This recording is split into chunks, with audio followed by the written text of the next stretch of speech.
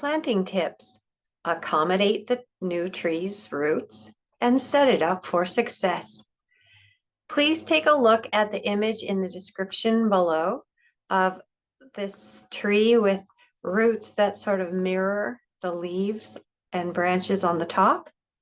So this is sort of like a toroidal field, and it's a great image to keep in mind when we are planting our trees.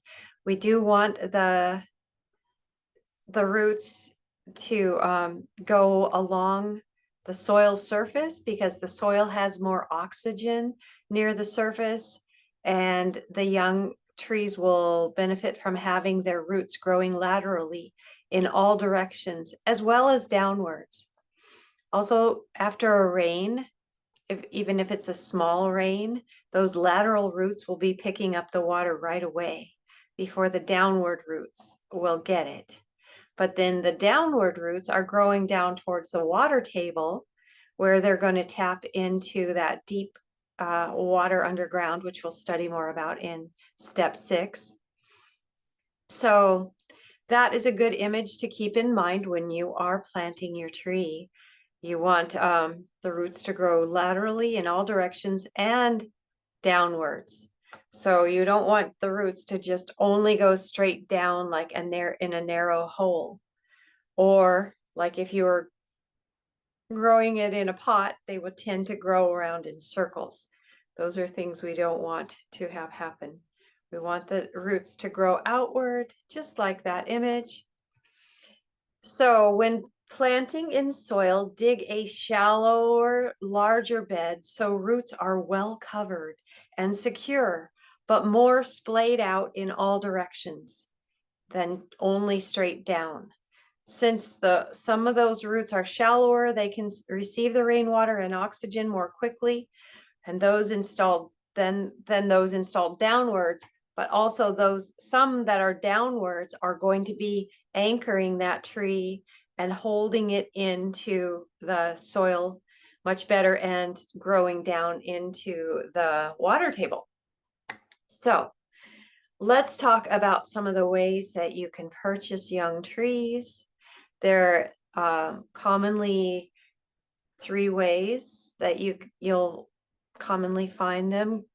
One is bare root, or potted or containerized in some type of container, or they could be ball and burlap, like a root ball wrapped with burlap. So bare root trees are some of the most common since they're economical and easy to handle. They can even be shipped. They're grown in nursery beds during the warm season, then lifted from the beds and bundled without soil during the dormant season, where they're stored in refrigeration and remain dormant until they're taken out of refrigeration in springtime. So look for plants with balanced 1-to-1 shoot to root ratio of shoots on the plant to roots. Those with small roots are weaker and less likely to thrive. And the next type of trees you might be purchasing are potted or containerized trees. Usually they're grown in a greenhouse in containers of various pot sizes. These containers can be either plastic or biodegradable. Remove plants from their plastic or clay containers before you plant them. But if you're planting a biodegradable container, you can plant that directly in the ground and it will disintegrate. Although you might want to break it up a little bit just so you can disperse the roots out nicely. And one advantage of the potted trees, or one disadvantage that I've been finding with potted trees, is the loose potting soil they're growing in. Sometimes it's really light and really fluffy, and that works great while they're in the nursery for expanding their roots and helping to receive the fertilizer deep down into the soil.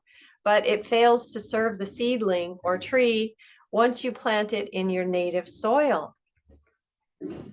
That lighter potting soil will often dry out more quickly than the surrounding soil.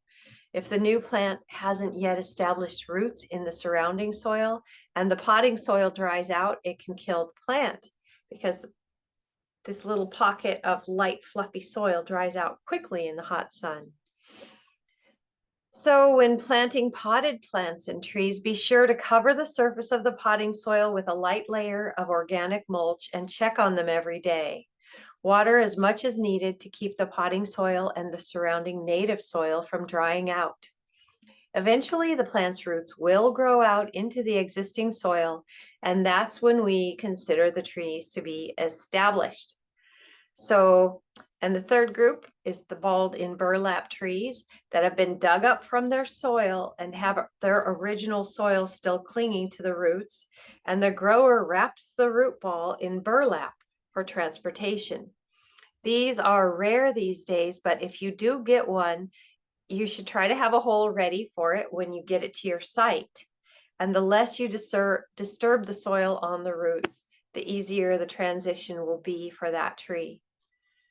So those are the three types of trees that you might find, and the basic concept of how to accommodate the new tree's roots and set it up for success.